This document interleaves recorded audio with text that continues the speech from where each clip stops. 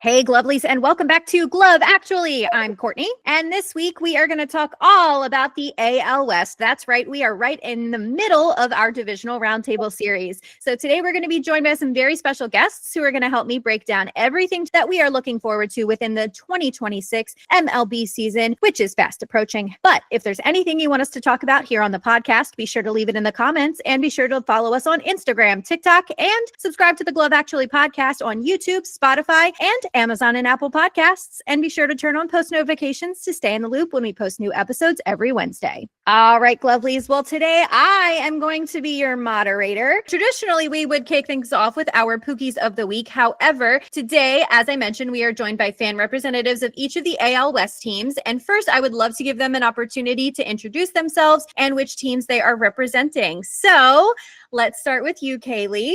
Hi there, I am Kaylee. I am the A's fan. Moving on, we have Jackie. I'm Jackie, and I'm a fan of the Huston Astros. Awesome. And then next up, representing the Angels. Hi, I'm Vince, and I represent the Los Angeles Angels of Anaheim. All right. And from up in Seattle. I'm Carrie. I'm a lifelong Mariner fan. All right. And then finally from Texas. I'm Rob Van, and I'm representing the Texas Rangers, your current AL reigning World Series champions.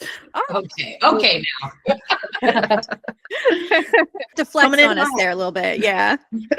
All right. So now that we've all met one another, let's kick things off with our Pookies of the week. Now, remember, everyone, Pookie is a state of mind. Doesn't necessarily have to be your favorite player, the best player, or even someone from your team. Pookies are anyone that you have love and fandom for that you would like to shout out just for being them. So, Kaylee, let's start with you. My Pookie of the week, he just got signed a 7-year extension, and that is Jacob Wilson. He had an incredible rookie year, finished second to Nick Kurse in the American League rookie race, and he was also the first rookie shortstop to start in an all-star game since 1960 last year. Very proud of Jacob Wilson. I'm excited to see him grow on the A's and what they're building with this roster. Yeah, I definitely think that putting some faith into your rookies by signing them for a nice long contract, that always feels really nice, and it kind of like gives you a little security to know that you know what you're doing and the fans like you. So I definitely love that. All right, Jackie. So who is your Pookie this week? My Pookie is going to be someone brand new to Houston. Want to give him a big warm welcome because we really needed him. So it's going to be Imai. Welcome to Houston. Awesome. Yes, we were just talking about him with our friend Aiden from the Painted Corners podcast. And yes, we are definitely looking forward to seeing what he will accomplish this year. Okay, Vince, who is your Pookie of the week this week? Let me get his name right. Zachary Adam Neto, also known as Zach Neto in the baseball world. His name is not mentioned a lot in MLB, but I hope this year he has a big breakout season and he can make the All-Star team this year for sure. I definitely think that's possible. He's always someone that's been on my radar, so definitely looking forward to seeing what he'll accomplish this year. So Carrie, how about you? I'm going to go with Eugenio Suarez. We call him Gino in Seattle, and he's good vibes only. All right. Well, there's nothing wrong with that. And finally, Rob Ann, who you got for the Texas Rangers? So my Pookie for the Texas Rangers is a perennial fourth outfielder who is now going to be our first base coach, Travis Jankowski. He's absolutely fantastic attitude. Watching him in the outfield just as like the late inning replacement and just seeing him rob people of home runs was so much fun to do. We called him El Blondie when he was with us. So we'll see if El Blondie sticks as our first base coach. I love that. Well, it's always nice to see someone from the organization return in a coaching role after their playing career has ended. So I definitely think that that'll be an asset to the Rangers. So looking forward to seeing what that'll mean for the team. All right, Glovelies, we want to hear from you. Who is your Pookie of the week this week? Be sure to let us know in the comments and be sure to tag your Pookie if you can. All right, Glovelies. So we are going to give an opportunity to all of our fan representatives to tell us a little bit about what they love about their teams. So Kaylee, we're going to start with you and learn all about what you love about the Athletics. So I would love to know who your favorite current active player is. Oh man, that's so rough. I feel like we are kind of building our core group we're going to grow with on our move to Vegas. But I got to go with Nick Kurtz. I think he is the first player in a while that we're really seeing what it looks like to invest in that young talent early on. And the way he plays is so unique and so powerful. Like watching him, I always have a great time watching him. And whenever he steps up to the plate, like everybody's on the edge of their seats. Absolutely.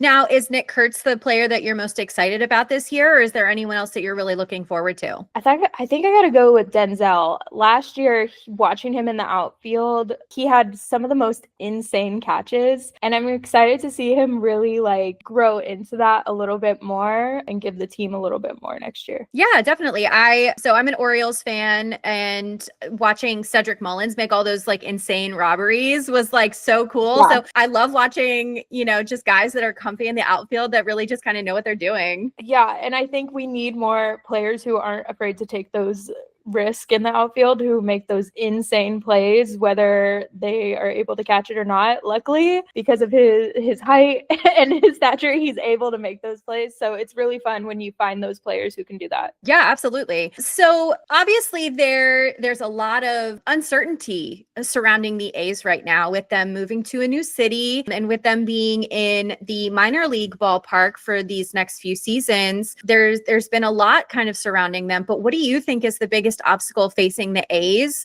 and what are a few moves that you would make to kind of overcome that? I mean, you're probably going to hear this from a lot of teams, but I think across the league, especially, there's a pitching problem. I think if we are able to secure at least 2 solid starters, I think we would be set up for success to make those playoff runs again. But like you said, obviously the other elephant in the room is the fact that we are playing in a minor league field right now, and nobody wants to play in a minor league field in the majors. And there have been some attempted trades, but obviously a lot of people have been turning them down for that reason. So I think if we're able to secure those pitchers, that we'll be a threat. Yeah, no, I totally get that. I'm right there with you. So tell me, what is your favorite thing about the Athletics? It's so hard to choose just one, especially considering all of my earliest memories were made at the Coliseum. My first baseball game, I was 6 months old. My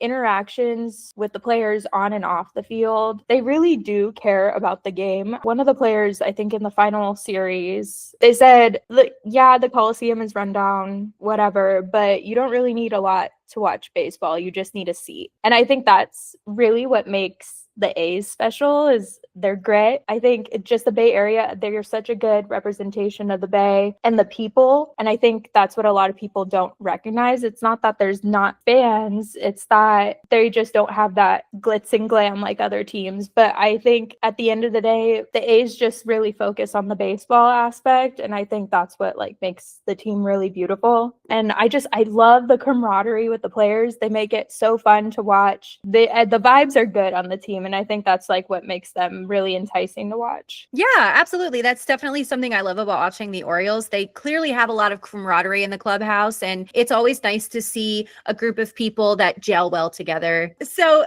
talking a little bit more about the stadium itself, maybe you can speak to what it was like to visit the Coliseum. What are some unique things about the fan experience, and what are maybe some upcoming giveaways that you're excited about for this year? So because I live in SoCal, I haven't really had the chance to go to the Sacramento Stadium yet. I will say, I think just walking into the Coliseum, everybody kind of just knows everybody. It's like all fans are welcome, no matter if you're sitting next to a stranger or the people who check your tickets. Like, you can start a conversation with them no matter what. And I think that's what I always really loved, is that at the end of every game, you left with new friends and new people and new stories. I remember during the last series, we were circling the parking lot trying to find parking, and the Coliseum had a really big tailgating culture. And that was another thing that I really loved about the Coliseum. There was this family who saw us looking, and I was out with my grandpa, and so they packed up all their stuff to create a parking spot for us. And then we just like joined the tailgate afterwards. And it was like, we talked about our favorite memories at the Coliseum and stuff. It was honestly just like really made my heart happy, but also like heartbreaking at the same time, because it was like losing that sense of community. But at the same time, it just reminded me of like why I love that community to begin with. Okay. Looking back at the 2025 season, obviously that Denzel Clark catch was super memorable. What was your most memorable moment for the 2025 season? I think I have to say the Denzel catch, just because I got to witness it. I was sitting in the outfield at Angel Stadium, so he was literally right in front of me, and it was like one of the first plays in the first inning. Everybody in my section just went dead silent. Jaws were dropped. It was incredible. And so like the fact that it wasn't just like A's fans who were shook, it was like everybody in that stadium couldn't believe he made that catch. And just to see the highlights going home after the game, I was like, I can't believe I saw it live. And to see that it's one of the top 5 plays of the year and stuff, and I was like, I was there, I saw it.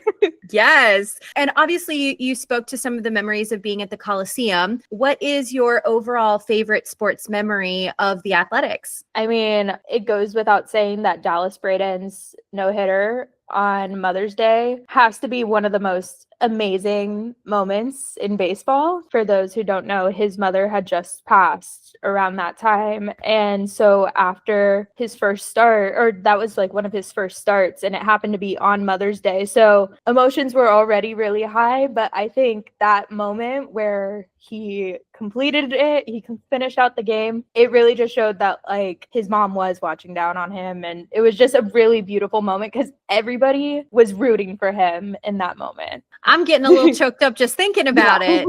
Wow, that's amazing. All right. So before we move on, is there anything else you want to say about the Athletics? I have lots to say, but I love my team. I'm never going to root for another team. I'm never going to jump ship. Exactly. If you got that green blood, why would you? All right, moving on. So let's talk to Jackie about the Astros. So Jackie, I would love to know, who is your favorite current active player? Okay, so my favorite player in the whole entire world is not currently an active player, and it's hard for me to say that I have another favorite player. So even though I like a lot of players, I don't currently have a favorite active player. That's okay. It's not a fun answer, but That's yeah, okay. I don't have a Who's your favorite inactive player? Yuli Gurriel. Okay, I Yeah, got you. he's not retired yet, but he's not active, so I can't betray him and say that I have another favorite active player. I got you. I got you. So I think I might know the answer to this question based on your Pookie. So out of the active players, which player are you most excited about this year? Yep, it's Imai. Definitely a new Mhm. face and someone who's brand new to Major League Baseball. It's definitely a huge thing for Houston. So looking forward to that. What do you think is going to be the biggest obstacle facing your team this season? I think the biggest obstacle will probably be the fact that Imai is new to the MLB. Okay. So basically seeing what that chemistry is going to be with all of the new rotation and having him work with the current veteran players to get acclimated to the MLB. Of course. And of course, that comes with a tremendous amount of pressure. So we're just hoping that he takes it well. I totally understand. What is your favorite thing about the Astros? So I am going to say that overcoming adversity from being booed for reasons that we don't want to talk about today, and Okay. then still doing so well in the division after that. I got you. I That's a whole know. other conversation that can last hours that we can have another day.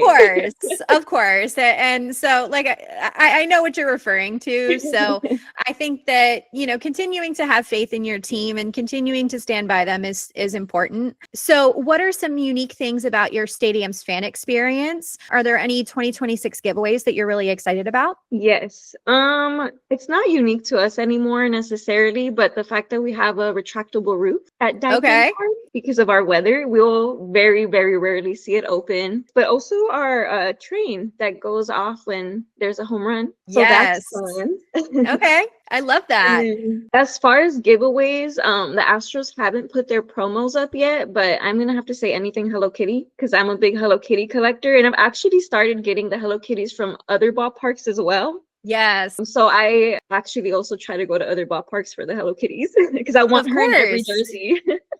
I totally understand that. I think every team needs a Hello Kitty night. I don't know why every team hasn't adopted Hello Kitty night, to be completely honest. So what was the most memorable moment for you from the 2025 season? So I don't get to go to as many games as I'd like right now because I'm not currently living in Houston. But I did get to go to a few other ballparks to go to games in 2025. So a fun fact is while I'm a diehard Astros fan, my husband is a diehard Dodgers fan. That's also a very fun story for another day. So my favorite memory of this season was the 4th of July game at Dodger Stadium where the Astros won 18-1. Gotcha. Well, I was going to say that is a house divided for sure. Yes. At least you're in different leagues. So Yes. it's not an interleague rivalry. So what is your favorite sports memory of your team, just kind of in general, all around? I have two that I have to share because I just love them both so much. Of And they're course. like more recent, I guess. But for sure was 2022. I got to be there for Game 6 where we won the World Series. So Of course, that was that's a huge amazing. one. Yeah. And a very close second was 2019, where Jose Altuve hit the walk-off home run against Chapman to send us to the World Series. That was amazing. They were both very fun. Gotcha. Of course. And especially games with such high stakes. Those are always really fun to be a part of. Well, that's great. Thank you so much for telling us about your fandom. We really appreciate that. Anything else that you love about the Astros? Everything. That's my team. I'm going to follow them everywhere. My bucket list is to chase them at all 30 ballparks. So hopefully we'll be at a new ballpark this year. I'm at 21, so 9 more to go. All right. All right. Yeah. That's good.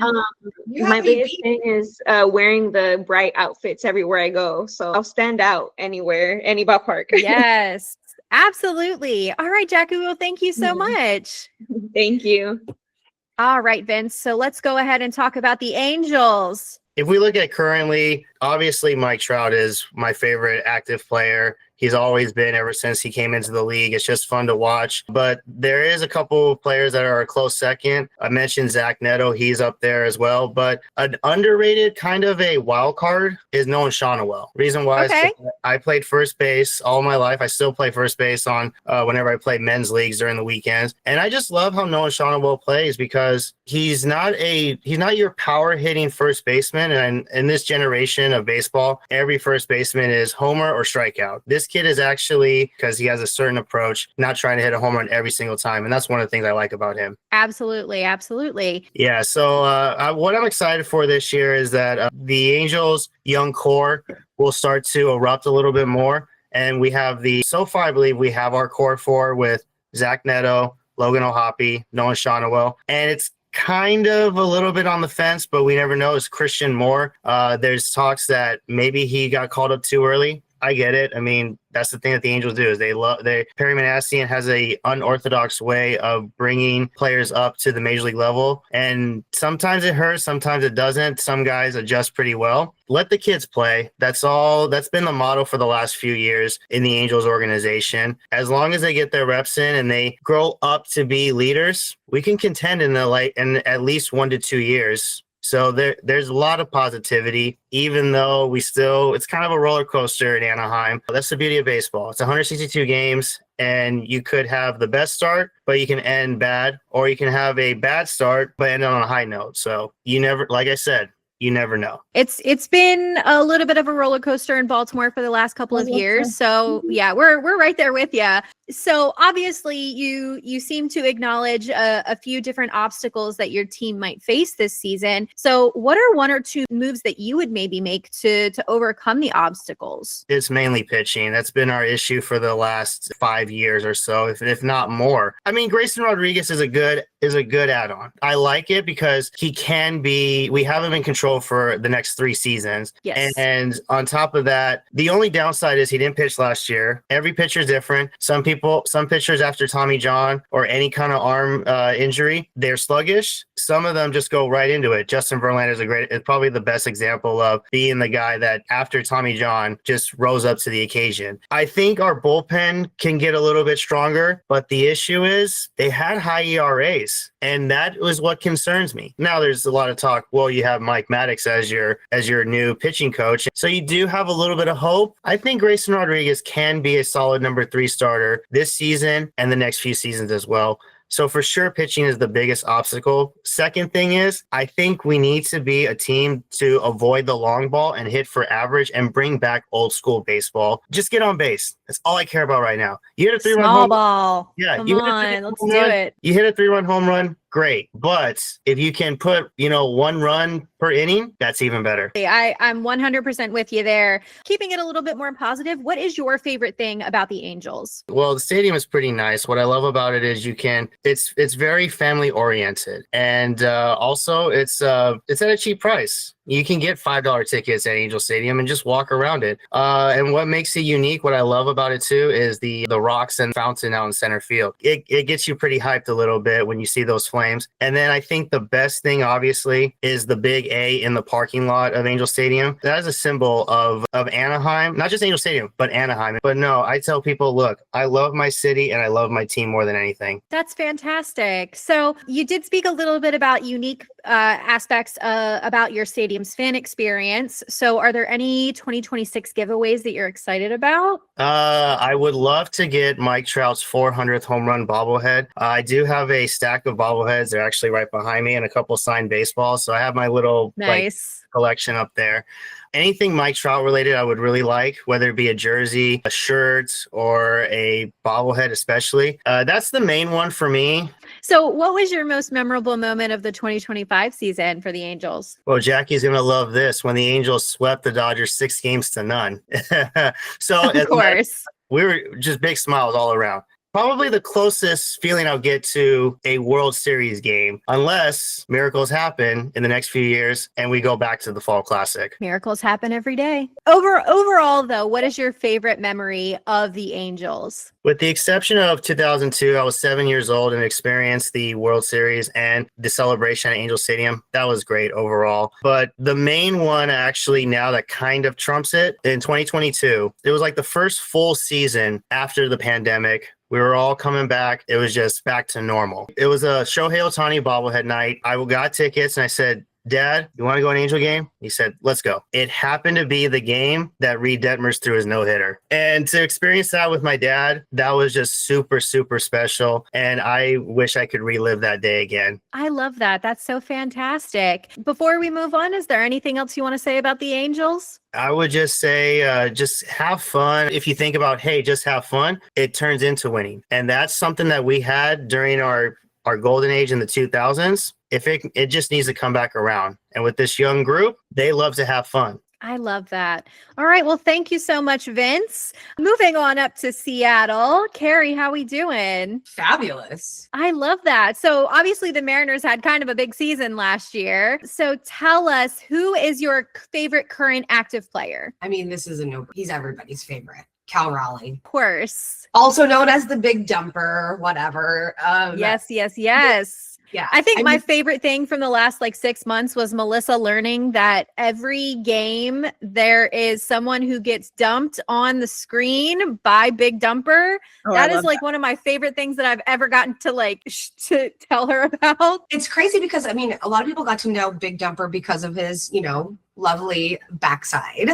Of course. His home runs that he, hit for the year. But honestly, he's a great catcher. And yes. Before he had this, breakout, hits, home runs this season, he's just always been a really great catcher.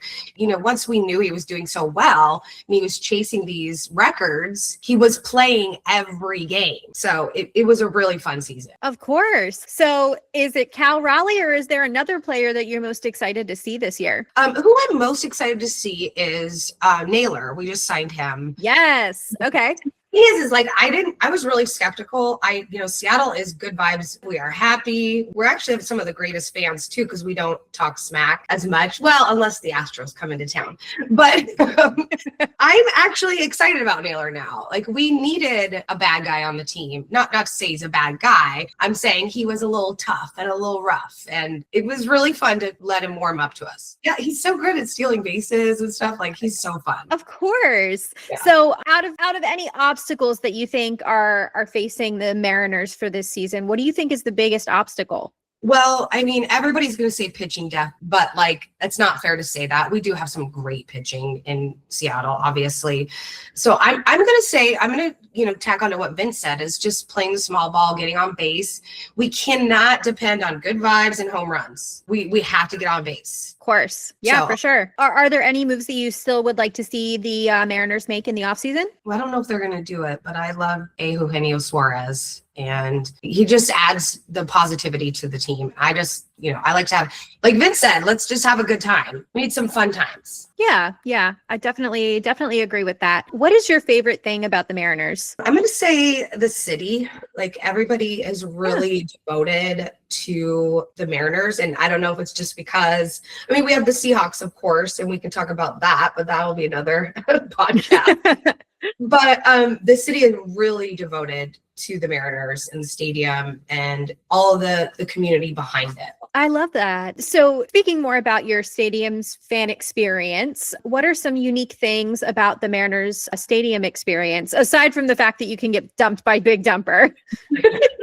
The location is primo. I've been to 16 different stadiums over the past 3 decades, and you can take the train in for a couple bucks. You could go out before, you could be at the water, and then all of a sudden you're at the stadium. It is just a wonderful part of the city where you can do all kinds of things, really good restaurants, really good shows. It's just a whole experience. You could see the water, beautiful sunsets. So are there any 2026 giveaways that you're really excited about? I'm not a huge giveaway person. I love Bark in the Park. Oh, and okay. It's the only time I'll sit in the 300 level. Otherwise, I'm trying to sit behind Big Dumper. And then on the concession level, you can hold puppies and pet dogs, and it is way too much fun. So moving on to some memorable moments, what was your most memorable moment of 2025? Because the Mariners had a lot of them. They almost went all the way. Yeah, So- literally. How do I pick a memorable moment? I'm going to say Gino Suarez hits a go-ahead grand slam in the bottom of the 8th. It was game 5 of the ALCS. So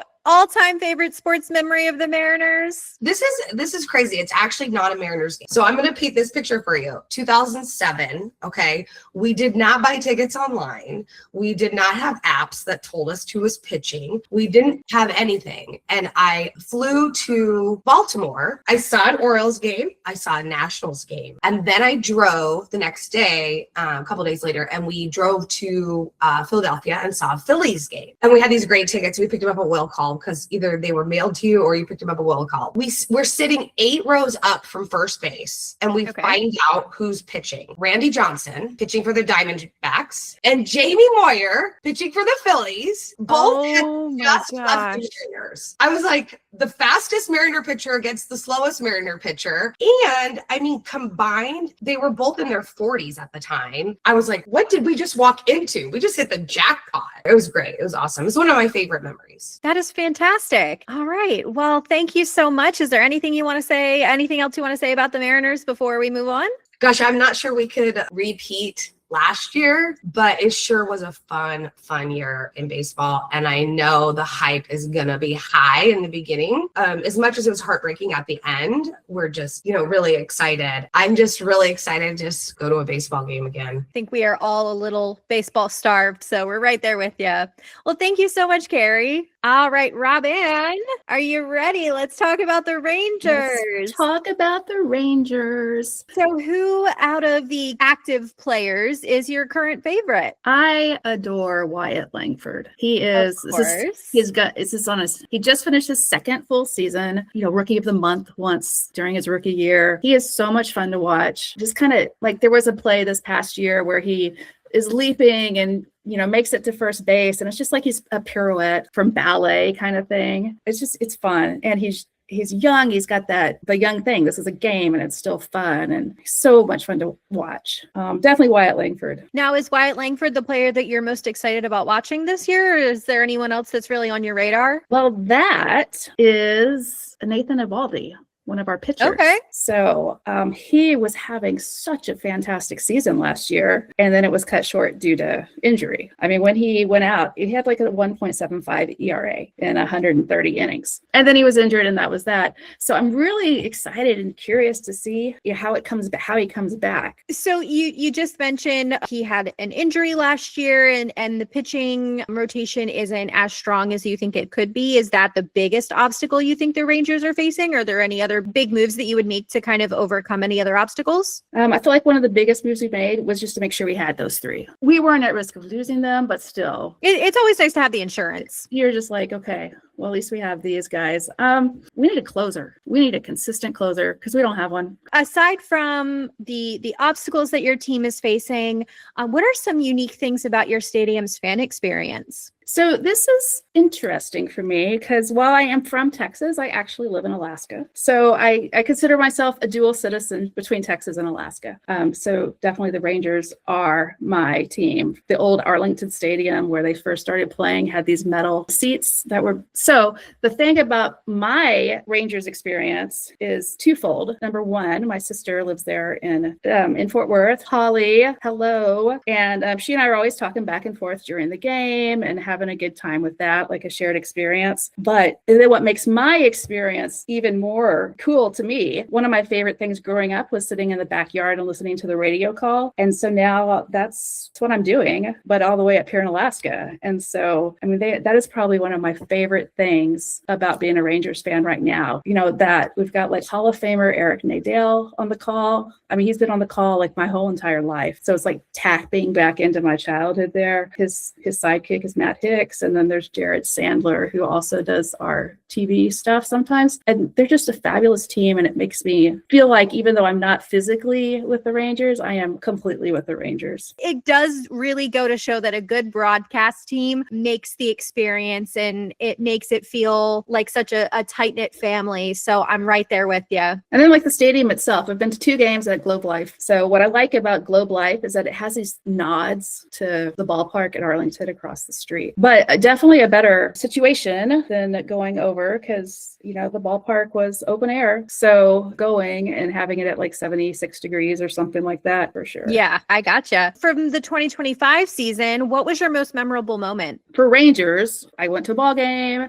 Jacob DeGrom was pitching. We were all like, yeah, it's going to be your no-hitter, going to be your no-hitter. And then it wasn't by the first inning, you know, so we're like, oh well. But it was just fun to have that idea that, hey, we're fixing it, you know, we could see this. But overall in baseball, when Clayton Kershaw hit that 3,000th strikeout, and it was so funny how that particular game, it kept going and like he didn't get it and then he didn't get it. And then finally, toward the end of the game, he got that. And to be able to see, well, I mean, of course, Dodger Stadium was celebrating him, but thinking about how many other baseball fans have grown up watching him, how many, I mean, even current players emulated him in their own practice. That was a very weighty moment from last year. So I definitely feel you there. So specifically about the Rangers, what is your favorite sports memory of your team? I have a feeling I might know what it is, but I want to hear what it is. Well, I'm going to give you 2, and so you might know one. My favorite one from this century would be in that first game of the World Series. They're down by 1, and the TV call is like, yeah, well, Corey Seager's at bat, and he could tie this up with just one swing. Scripted? No, of course baseball's not scripted. But the announcer said swing, and he hit a home run. I get chills, obviously, thinking about it. Why don't you go back and watch that? Just the whole perfect with just one swing. Boom. But my other one from the 1900s, you know, at the old Arlington Stadium, and we had Nolan Ryan. It was 1991 in September, and me and my high school friends are at the ball game on a school night. You start looking like, hey, it's the 3rd inning, and he doesn't have a hit yet. Huh, that's kind of cool. But you don't think much of it. But then now it's the 4th inning, and now it's the 5th inning, and now it's the 6th inning. And so at that point, we're just like, that game ended up, he took a no-hitter into the 7th inning. That was that, you know, but a no-hitter into the 7th inning by the Nolan Ryan was so remarkable. The end of the game, it was a 2-hitter. Fantastic. So definitely you've got the home run hitter of the 21st century, and you've got the strikeout king from the 20th century. I love it. So before we move on, is there anything else you want to say about the Rangers? Not about the Rangers in particular, but kind of. You guys, I love being part of the AL West, the same division. We're watching each other's games, and it's just really fun having a vibe. Anyway, I just love it. I think we're the best division division. I don't care if aren't repeating back-to-back World Series like some Western divisions might be. We're just so cool. We're so cool. I love that. That's fantastic. Well, thank you so much, Rob Ann. And thank you guys so much for telling us all about your teams. So moving on, Glovelies, we're going to dive right into our top 5 of the week. We're going to do this a little bit differently. We're going to hit a couple of the categories that we've spoken about in previous episodes, and everyone is going to name their top number 1 favorites. So, Kaylee, we're going to start with you. Our first category is going to be your favorite ballpark snack. Oh my gosh. One of my favorite thing about going to the ballparks is the snacks. Helmet nachos are by far the best. You can split them with a group and they're just so good. You can't go wrong with a good helmet nacho. Absolutely. Solid choice. Jackie, you're up. Anything barbecue. Love it. Love it. How about you, Vince? A shout out to a friend of mine in Anaheim. Helmet nachos. Helmet nachos, a classic. Carrie? Oh, crab fries. Crab fries. I hear Seattle has some really good stadium food, so I definitely want to make sure I get to that stadium to check that off of my bucket list. And Rob-Ann? You know, I like the local hot dogs. So Wrigley Field, the Chicago dog, Seattle, the Yeah. Seattle dog. That's some good stuff. Classic. Yes, absolutely. I love it. Okay, so we are going to move on to our next category, and that is going to be my personal favorite category, the sexiest MLB mascot.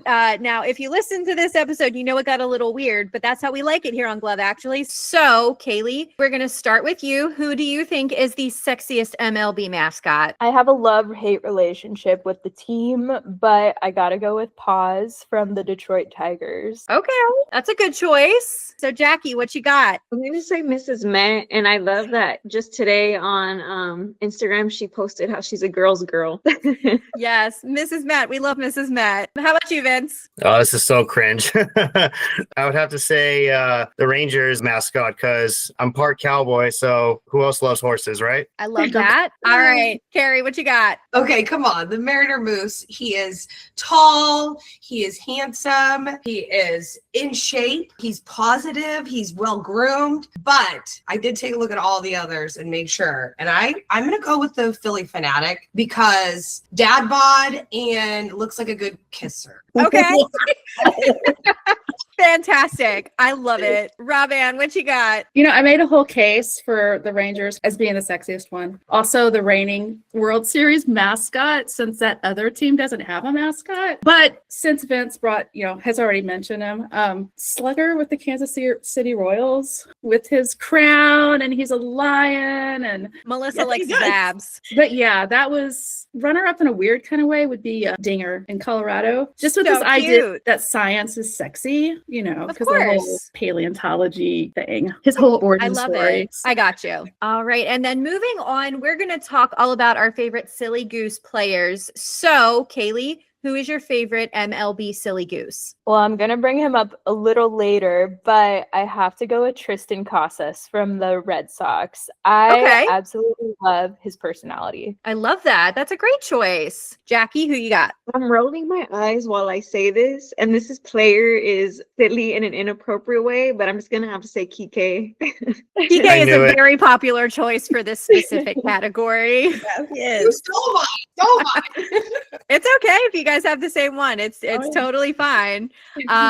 Vince, who you got? I don't have any current players, but my all-time is Kevin Millar. Okay, love Yeah, that. I mean, he's just very quirky, and he was just very fun to hear him talk, and like he just had fun. And I always talk about having fun is more important in baseball, and he didn't care how much he got paid. He didn't care about his batting average. He just cared about having fun and helping his team win. And guess what? He was part of that 2004 breaking the curse of the Bambino, and now he's got his own TV show on MLB Network. Love that. That's so fantastic. All right, Carrie, you said that Jackie stole yours. Are you sticking by that choice? Well, I mean, I can't pick Humpy. I mean, you could. Yeah. So I'm definitely going to choose. I mean, and just like Jackie, like it hurts to even say a Dodgers player's name, you know, but it's definitely Kike Hernandez. Rob-Ann, who you got? Oh, well, you know what? I am kind of going to say Humpy because I thought hard about this. And honestly, the races at the mascots or at the games, like in Texas, for the Texas Rangers, it's the dot race. It's a blue, red, and a green. And so it's just incredibly silly. And I love that it happens at so many different places. I love it. So, okay, last question for our top 5 segment. I would love to know, if you played baseball for your team, what would your walk-up song be? Kaylee, we're going to start with you. I love this question because I think it can change over time. Absolutely. But I think right now it would have to be Sticky by Tyler, the Creator. Okay, that's a good one. I love that. Jackie? Mine would be a song by Bad Bunny called Baile Inolvidable, just because it's such a good dancing song to come out to. Okay, period. I love it. Vince, what about you? What would your walk-up song be? Dirt on My Boots by John Party. I'm a big country fan, like I said, and John Party is my favorite artist. He's from California, and I could just imagine 40,000 fans in unison just rocking to the song as I walk up to the plate. I love that. All right, Carrie, what's your walk-up song? Oh my goodness, I'm gonna date myself here with some 90s rap. That's okay. I'm gonna go with, and probably a lot of people don't even know this song. It's Going Down by Selly Cell. It's like, it has super swag, it's sexy, it's all about prepping and winning, and I think it would be a good walk-up song. Okay, I know what you're fantastic. talking All right, and last but not least, Rob Ann, what's your walk-up song? I thought of a lot, but I'm going to go with Life is a Highway, Tom Cochran's version of it. Life is a Okay. highway. I'm going to drive it all night long. It's got that. That's it's- fantastic. That's a you good know. one. I love that. I love all of those choices. Glovelies, we want to hear from you. What are your choices for all of those categories? What did you think of our fan representatives' choices? Be sure to let us know in the comments. All right, Glovelies, before we wrap things up, we are going to leave you with some recommended media for this week, brought to you by our guests. That's right. Each of our AL West representatives have brought their very own recommended media that we are going to share with you. So, Kaylee, we're going to start with you. What is your recommended media for the Glovelies? I feel like this one's kind of obvious, but it's got to be Moneyball with Brad Pitt. It is one of the most iconic baseball stories. And I'd say for one of the many reasons Bay Area sports fans are kind of traumatized by the fear of their favorite players being traded. The movie, you take a look at this team that has a ridiculously small budget. They're watching all these other big money teams basically buy out the best players, and they're constantly winning year in and year out. And Billy Bean, the general manager at the time, is basically let's get a little creative with the budget, what we have and our resources. So they start using the sabermetrics to fill in the gaps. They take a look at undervalued players who still have the stats to back up what the A's need to succeed at the time, and it becomes their gateway to build that structure and of a consistent team that shows a lot of promise. Absolutely. And of course, how can you not be romantic about baseball? Right. So good. I love that movie, and it completely changed the way I look at baseball, and it completely changed the way that we look at the players. Big Moneyball fan. So, Jackie, for the Houston Astros, what you got? I decided to choose a song by a well-known Houston rapper named Paul Wall. So the song is called How About Them Stros, and he released it basically like the day after they won the 2022 World Series. And the song's cool because he like talks about a lot of the players. I'll list a few of them. So Presley, Bregman, Tucker, sad face. But it's a good song for, the celebration. Absolutely. I love that. And I don't think we've had anyone suggest a song as their recommended media. So that is definitely a first for us. Vince, what do you got for the Angels? I'm going to do a double feature for this one. So I actually have a book. It's called Always an Angel, Playing the Game with Fire and Faith. It's an autobiography by Tim Salmon, my favorite Angel of all time. He's actually the reason I fell in love with baseball. It's such a great book just about his life and growing up. And faith is really important to him. And it's also really important to me as well. So that's for sure I recommend. And the second thing, I have a song as well, just like Jackie. Okay. All right. 2 in 1 episode. I love it. Let's go. Yeah. It's Whiskey and Rain by Michael Ray. It's a sad song, but I played that song a lot this past year. I have an Instagram account, Angels_Cowboy. Everything is country themed, obviously music. Whenever the Angels win, the song I play is That's My Kind of Night by Luke Bryan. But when we lose, I play Whiskey and Rain on my story because it's like, oh, we lost. Give me a glass of whiskey so I can drown the sorrows. Who knows if we're going to hear that song a lot this year, most likely, but I want to hear That's My Kind of Night more often this year. All right. And we're manifesting that. I love that. Moving on to Carrie. What do you got for Seattle? For Seattle, I picked Old Classic from the 90s because the last time the Mariners were that good as we were this season was the late 90s. Okay. So 10 Things I Hate About You is a little teen drama. And funny fact, it does think that it's in Seattle, but it's actually filmed in Tacoma, which we call T-Town, and where I grew up. And the high school that is featured in the movie is the high school I went to. So 10 Things I Hate About You, it's fun. It's just like a teen drama. Oh my God, that is so cool. Rob-Ann, what you got for Texas? What do I have for Texas? I've got a little teeny history lesson for you because the Texas Rangers are named for the Texas Rangers, which is an actual law enforcement agency here in Texas. It was established in 1835. And at that time, Texas was still part of Mexico. So you had settlers moving to the north, and then you had American immigrants, is what they called them, immigrants into the area, moving in like from the southern states and such. And, they'd mingle, be okay. But if you would like to get this view of the Wild West, the book is called Empire of the Summer Moon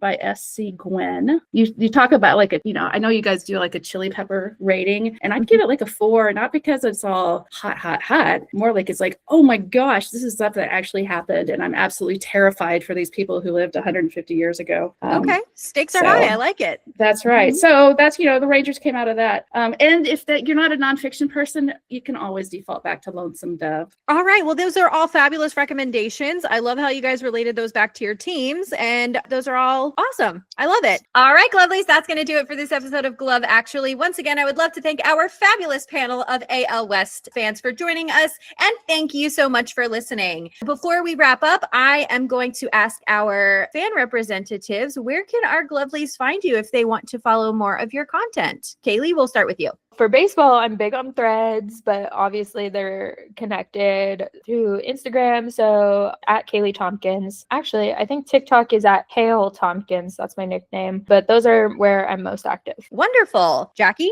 I am Juicebox Jackie on Instagram. Perfect. And Vince, I know you mentioned your Instagram a little bit ago, but feel free to plug it again. Yeah, it's at Angels_Cowboy. Fabulous. And Carrie, how about you? Just Carrie J. Anderson. So Karie J. Anderson with an O if you want to.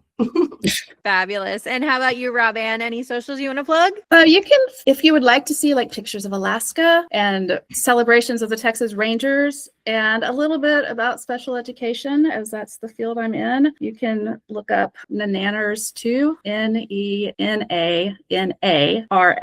2 on Instagram. Awesome. All right. Well, Glovelies, I think that's going to do it for this episode of Glove Actually. Once again, I'd love to thank all of our fabulous panel of AL West fans for joining us, and thank you all for listening. Be sure to follow us on Instagram, TikTok, and subscribe to the Glove Actually podcast on YouTube, Spotify, Apple, and Amazon podcasts. And be sure to turn on post notifications to stay in the loop when we post new episodes every Wednesday. All right, guys, before we sign off, what are you looking forward to most this week in the world of baseball? Who do you hope has fun this week? Kaylee, we're going to start with you. Oh my gosh, who do I hope has fun this week? I mentioned him earlier, but I gotta go with Tristan Casas. I have a soft spot for him because he genuinely is one of the most interesting personalities. And I think the Netflix doc on the Red Sox did a really good job highlighting those players, but him specifically as a standout. Last year, he got injured really early on into the season, and seeing him being carted off pouting just really broke my heart. So I'm hoping he has a really good season where he stays healthy, is able to play with the team, because I think the Red Sox have a really fun group going with Marcelo, Roman Anthony, and Duran. So I would like to see him be a part of that. Definitely. All right. Manifesting a good and healthy year for Tristan Casas. Jackie? I'm looking forward to seeing if Framber Valdez gets signed anywhere. Ooh, okay. Yeah, that's still a big free agent move that we have yet to see. So hopefully by the time this episode airs, you'll have some answers. Cross our fingers. How about you, Vince? Maybe look for a solid third baseman, because obviously the one third baseman we thought was going to be the star ain't coming back. I gotcha. Carrie, how about you? Who do you hope has fun this week? I just love seeing all the roster changes. It still keeps, baseball top of mind. But this week is all about football, and I'm not talking about baseball. Absolutely, 100%. Crossing my fingers for you. Rob-Ann, what you got? I second that for the Seattle Seahawks. But as far as who I hope has fun this week, I'm going to say Brandon Nimmo, who has come over to us from the Mets. I'm looking forward to seeing, how he starts interacting with our team. And also a shout out to Marcus Simeon, who is now with the Mets. and absolute fabulous players, and Mets fans, you're so lucky to have him. And yeah, I hope that the two of them just settle into their new teams and everybody's ready to go. I love it. All right. Well, this has been Glove Actually. I'm Courtney. Thank you so much for joining us today. Have a great week, Glovelies. And as always, be kind, keep it cute, and stay glovely.